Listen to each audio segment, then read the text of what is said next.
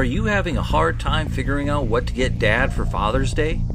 You should check out Row 1 Brand's Vintage Pictorum Gallery. They have America's best sports art. With over 7,200 historic sports prints, you're assured to find something unique for Dad this Father's Day. Instead of a boring old tie, get him a historic baseball photo taken by Henry High Sandham at the historic Polo Grounds Stadium in New York City during the 1894 Temple Cup. Or, if he's an NFL buff, check out the 1963 vintage NFL poster. These are so good looking that you'll be amazed how they turn out. Shop now at sportshistorynetwork.com/row1 and save 15% off your order.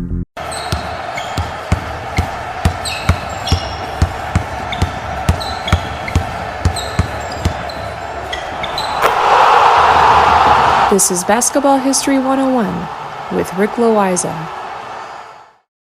Welcome back to Basketball History 101, part of the Sports History Network. I am your host, Rick Loayza, and this is the podcast where we bring to life some of the forgotten stories from basketball history. And today we bring you the story of when the NBA color barrier was broken. But this is a story not just about one player. This is a story about three players.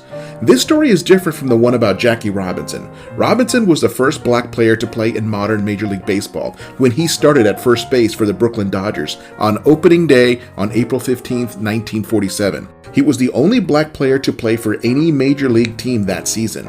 He won the Rookie of the Year and led the entire National League in stolen bases in his first season. By his third season in 1949, he was the National League MVP. Then in 1955, the Brooklyn Dodgers won the World Series. He was such a cultural milestone that books have been written and movies have been made about his story. In 2013, a movie was made about his story called 42, which was his jersey number. The movie stars Chadwick Boseman as Jackie Robinson and Harrison Ford as Branch Rickey, the general manager of the Dodgers, and the man who single-handedly made the decision to bring Robinson up to the majors. In fact, his jersey number 42 is not just retired by the Dodgers, but it is retired across all of Major League Baseball. Nobody wears that number anymore for any team, except on April 15th every single year. That is the anniversary of Robinson's first game. So every year on that day, every single player on every single team wears the number 42 in his honor.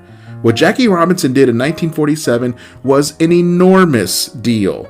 It was the biggest story of that season. I'm going to be honest here and say that the breaking of the color barrier in the NBA was not quite as dramatic and was not quite as monumental. But that does not mean that the story is not worth telling or that it lacks any importance. This is an extremely important story. I only mean to say that in the NBA, it was not as big of a deal as it was in Major League Baseball. Relatively few stories were written about it at the time, as compared to Jackie Robinson. It is almost as if most people just did not care that much. At least they did not care as much as baseball fans did. In retrospect, that's a good thing, right? I mean, obviously, I am a product of my own time. I have never cared one iota about where a player comes from or what he looks like. The only question that has ever mattered to me as a fan is, can he help my team win? I am an overall sports fan, not just a basketball fan, although basketball is my absolute favorite. Being from Southern California, I support the LA Angels of Major League Baseball, the LA Rams of the National Football League, the Anaheim Ducks of the National Hockey League, and the LA Galaxy of Major League Soccer. Those are my teams. And again, anytime any of my teams bring in a new rookie or free agent, the only thing I care about is if the player can help the team win. Nothing else has ever mattered to me. So let us get on with this story for today. The year is 1950. As I mentioned at the top of this story, it's about three players, as each of these players had a part in being the first. Our first player is Chuck Cooper, who was the first black player to be drafted by an NBA team. He was selected with the first pick of the second round, which happened to be the 13th overall pick because there were only 12 teams at the time. Red Auerbach was in charge of drafting players for the Boston Celtics, as it was his first season with the team as both the coach and the general manager. When it was his turn, he said that he wanted Chuck Cooper of Duquesne University. Cooper was an All-American in college and one of the best players coming out of college that year. One of the other owners reminded Auerbach that Cooper was a black player. Now, I am not going to repeat exactly what that other owner said, but he did not refer to Cooper as a black player. He used a very different description. Auerbach said that he did not care if Cooper was polka dot. The kid can play basketball, and Auerbach wanted him on the Celtics. At the time, there was an unwritten rule against drafting or signing black players in the NBA. Many of those in charge felt that having black players would offend the predominantly white fan base. But Auerbach did not care. He only cared about winning, and he knew that Cooper could help with that. But for most of the players, it was no big deal. Most every player in the NBA had played with or against black players in college or high school, so it was not that big of a deal for them. In fact, the old National Basketball League, which merged into the NBA in 1949, had black players for years. The NBL was the league that gave us the Lakers, Kings, 76ers, Hawks, and Pistons. As for Cooper, he played 7 seasons in the NBA. His career scoring average was just above 6 points per game, but he was drafted for his defensive abilities, which he definitely brought to his team. After just 4 seasons with the Celtics, he moved on to play for the Milwaukee Hawks, who had relocated to St. Louis, and then he played one final season with the Fort Wayne Pistons before retiring. All in all, he was an okay player. He was not an all-star or anything like that, but he was a solid role player, and maybe that is why he does not get more attention, because he was not one of the all-time greats like Jackie Robinson was in baseball. Cooper was later inducted into the Hall of Fame in 2019 for being the first black player drafted into the NBA. Now, this is a good place to take a break, and we'll be right back with the story of our other 2 players.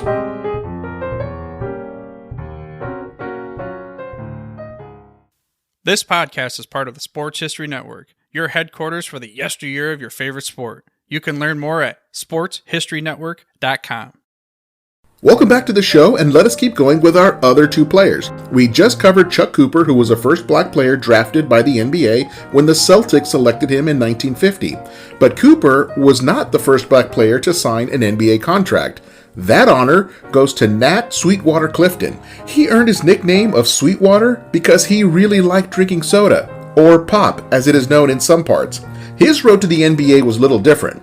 Clifton had been playing professional basketball in other places for 5 years before joining the NBA. After leaving college, he signed on with the New York Rens, the famous barnstorming team that dominated professional basketball in the 1920s. I have done an entire episode on the New York Rens. If you want to hear that story, go all the way back to episode 2 to check it out. But this was the end of the New York Rens. After 2 years of playing for them, Clifton signed on with the Harlem Globetrotters, where he played for 3 years. And by the way, these were not the same Globetrotters that you see playing today. Since black players were not allowed in the NBA, some of the very best black players ended up on the Globetrotters just so that they could keep playing somewhere. The Globetrotters of the 1940s could really play basketball. Now, I'm not trying to insult the current Globetrotters, I really am not. The players that are on the Globetrotters today are good players. While it is primarily a comedy show, the players have to be able to dribble, pass, and shoot a basketball in order to make the routines work. Many of today's Globetrotter players play Division I college basketball or have even played professional basketball overseas. They are good players, but they are not NBA caliber players, or else they would be in the NBA. But in the 1940s, nearly the entire Globetrotters team was good enough basketball-wise to play in the NBA. They just needed a chance. Clifton was the first one to get that chance. In fact, in 1948, the Globetrotters challenged the Minneapolis Lakers with George Mikan to a game that was played in February of 1948. The Lakers were the defending champions and were extremely confident that they could beat the Globetrotters. Well, the Globetrotters won that game, proving that they were a better team than the champions. Nat Sweetwater Clifton was part of that Globetrotters team, and now he was finally getting his chance to play in the NBA. Once Auerbach had taken Chuck Cooper in the draft, the other teams looked at each other and basically said, I guess it's okay to start signing black players. So the New York Knicks immediately contacted Clifton to see if he would like to make the move to the NBA, and Clifton said yes. He played 7 seasons for the Knicks, averaging about 11 points per game, and he went to one All-Star game in 1957. He then played one final season for the Detroit Pistons before retiring. It is very obvious that he made an impact on the NBA and helped pave the way for other players. He is also in the Hall of Fame, having been inducted in 2014 as a contributor for being the first black player to sign an NBA contract. Our final player for today is the first black player to actually play in an NBA game.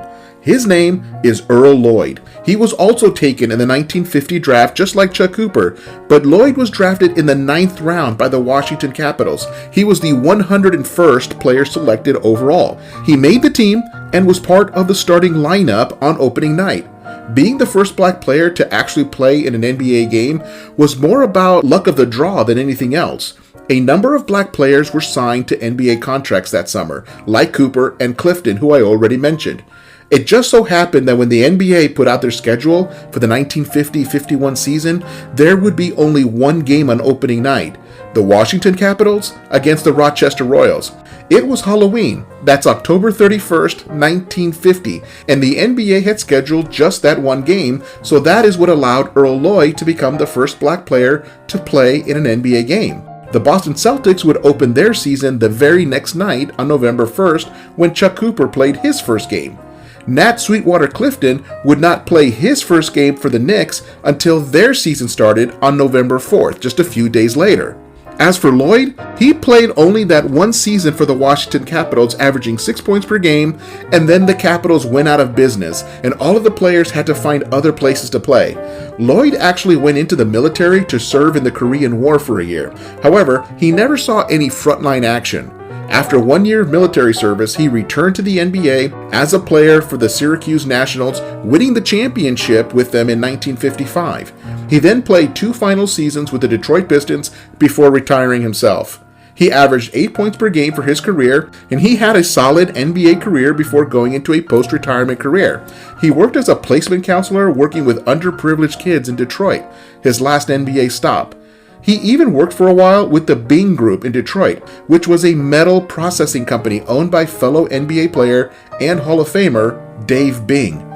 Earl Lloyd was inducted into the Hall of Fame in 2003 for having been the first black player to play in an NBA game. So, there you have it. We have Chuck Cooper, the first black player to be drafted, Nat Sweetwater Clifton, the first black player to sign an NBA contract, and Earl Lloyd, the first black player to play in an NBA game.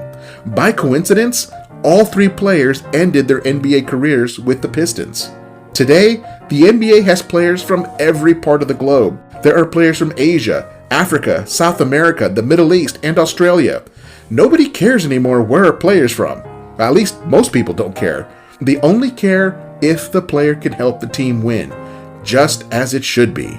So join us next time when we share the story of the rematch between the Minneapolis Lakers and the Harlem Globetrotters. We covered the first matchup back in episode 21 if you want to check it out, but this is the story of the rematch between these 2 powerhouse teams. That's next time on Basketball History 101, part of the Sports History Network, the headquarters of Sports Yesteryear. Go to sportshistorynetwork.com to find out more about this and other sports history podcasts. If you like what you hear, please hit that subscribe button wherever you get your podcasts. Also, go ahead and give us a rating and a review, and that will help others to find this podcast more easily. And check out our page on Facebook. It's called Basketball History 101 Podcast. There you will find shorter historical posts, as well as comments and discussion starters on today's game. I'll also announce there when new episodes come out. I want to thank my producer and editor, Jacob Loayza. Join us each week as we continue to mine the history of basketball for more great stories from the past. Take care, and see you soon.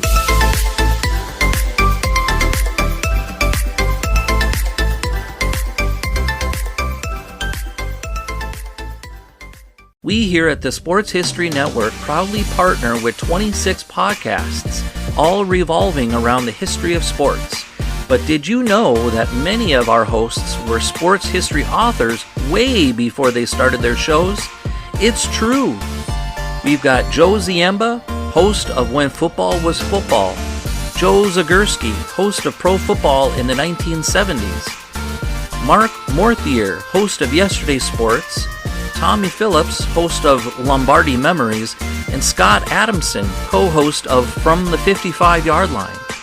All these authors have many books for you to choose from. To check them out, go to our website at sportshistorynetwork.com/sportshistorybooks. Pick up your copy today. Soundtrack provided by Kevin MacLeod of filmmusic.io.